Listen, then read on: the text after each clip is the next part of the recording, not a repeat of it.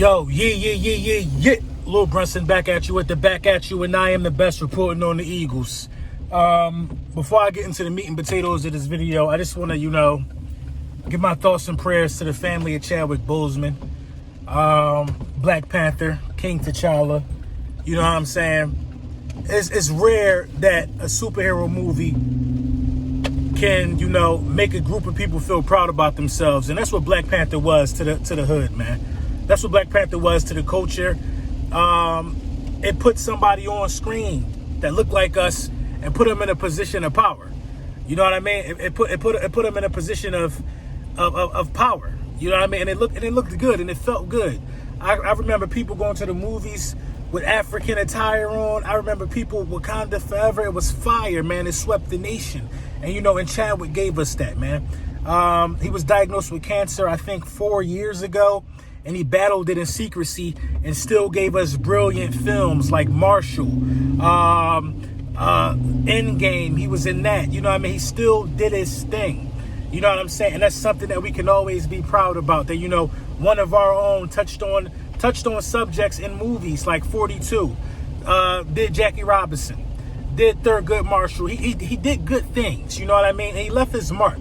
And I think that was his mission, to leave his mark and be a beacon of light to some of the young guys who think that they can't do it, that come from this culture as well. So, you know what I mean? It was, this is just, quick moment of silence for him, man. And,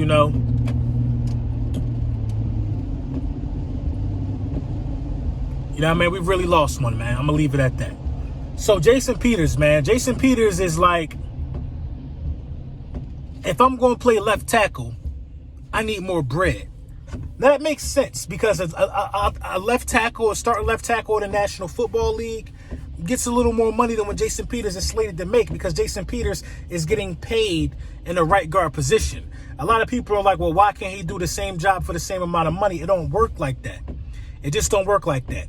And, those are, that's up for the Philadelphia Eagles to determine. You know what I mean? Maybe they could work something out. Maybe they could throw an extra $1.5 million.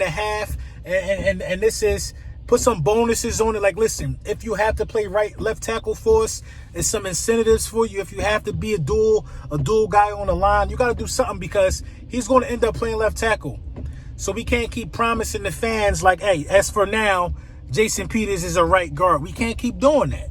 We got to keep it a buck. You know what I'm saying? He's going to be at left tackle at some point, in my opinion. And I think that is better now than never. You know what I'm saying? If you think he's going to be there, pay up the bread and put him in his proper perspective. You know what I mean? He made Hall of Fame moves in that spot. So I think it only makes sense that you meet him halfway with the compensation. Another way that you could look at this is this. Like, Jalen Mills was brought back as a safety. That's a different pay scale than him being brought back as a cornerback. You know what I'm saying? If a bunch of corners start going down and we got a bunch of safeties like Will Parks, Kayvon Wallace, and so forth and so on, guys that can step up, and we need Jalen Mills to go back and play safety, corner, because Kayvon Wallace and Will Parks can't play corner. You know what I'm saying? They can't do it. Jalen Mills is the only guy on the team that can play corner and safety. I think McLeod can play a little corner, but McLeod been playing safety for a long time. So, that's something else that you got to think about, man. The pay and the salary changes based upon position. So I don't think Jason Peters is greedy at all for coming out and saying, hey, if I got to play left tackle, this is what it is. Because I can imagine left tackle is harder to play. It's harder to play. You're playing against faster and stronger guys, and you got to take that serious. You're in charge of protecting the blind spot of a franchise quarterback. Yeah, that comes with a nice check, if you ask me. So, you know what I mean? Are the Philadelphia Eagles done adding to the line? Are they done adding to the line? You know what I'm saying? I think they gotta add somebody, add a nice swing tackle. You can't go into this thing thinking how like I like Doug, but I don't like how Doug's approaching this situation. Doug is going to it like this. We got a lot of guys on our roster who's capable. It's time we see what they made of. No, you need depth. Now, I understand you got your guys in mind who you want to start and take over week 1, but you still need guys who are capable. Realistically, is Jason Peters going to play 16 games for us at a guard or left tackle position anyway? I highly doubt it. You know what I'm saying? But at the end of the day, the Philadelphia Eagles still got moves to make. We 16 days away. 16 days away with moves still on the table for us.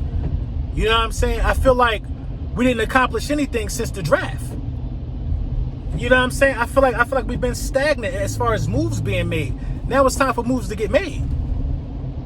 You know what I mean? The season depends on how you plan on shoring up this offensive line. You ain't going far with a shaky offensive line. That's just the facts of the matter. That's the nature of the beast. If you want things to be better, get you an offensive line, man.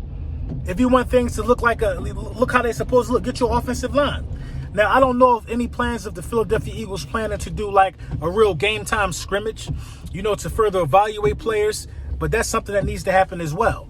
You know what I'm saying? Good news about Gennard Avery.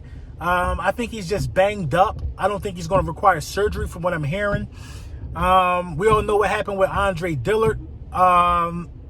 Is that going to require surgery? I haven't heard anything about that, but everybody's definitely saying he's out for the season.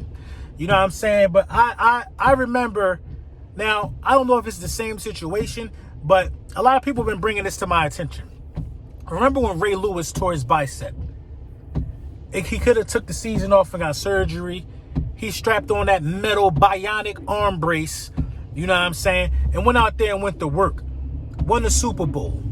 Now, this is my take on that for people who are saying that Ray Lewis did it. Why can't Andre Dillard do it? Listen, Andre Dillard plays an entirely different position than Ray Lewis. Andre Dillard, every time he is on the field, is making contact with another player.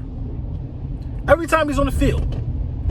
Every time he's on the field, he's pushing and pulling against another 300-pound body. That takes more on your biceps. So I think it's a little different. You know what I mean? I don't really think it's a heart thing. Some of it could be a heart thing, but at the end of the day, I really do believe the man is hurt. I believe he hurt, and I don't believe he could just come back in for his position. You know what I'm saying? He can't come back in for his position and still be able to do X, Y, and Z. I just don't see it happening. You know what I mean? But at the end of the day, we still got players to evaluate. We got to make sure this offensive line is in tip-top condition, man. Let me know what y'all think in the comments.